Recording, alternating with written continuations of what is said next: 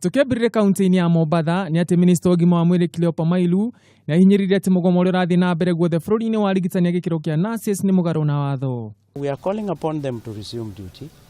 Once they resume duty, they will have obeyed the court order, and then we can begin negotiations, which I believe can take a very short time. Akirandi na atongoria makanitha Mailu ni oriria rigitania gucoka wira-ini na kuhe thirikari kamweke ga kwaririria mateta mao. Tuongoze na maombi mtu mmoja. Na tukiugura kaunti ya Meru ruhonge rwa kuramata wigiriku barabara-ini NTSA kugera munini wa mutafariri munene Hared Adan nirutite mukana wa gwikia ngono wa kuya mira wona maga kurumirira mawatho ma barabara. We will have targeted enforcement and we have given them a grace period of 1 month. So we'll start serious enforcement from 1st of November.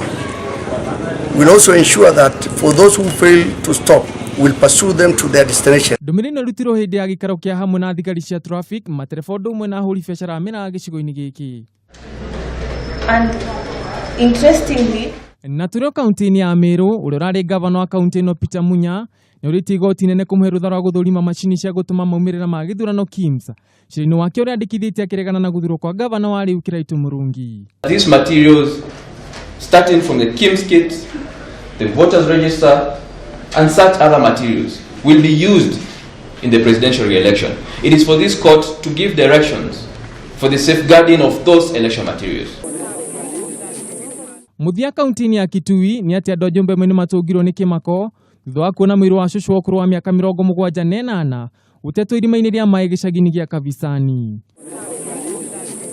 Kurendekana mutigairi uria worire kiumia kimwe kihituku oragirwo kurumirira ngucanio cia kimucii. Ngiripotera Kameme TV, Mohoro kuuma kundu na kundu.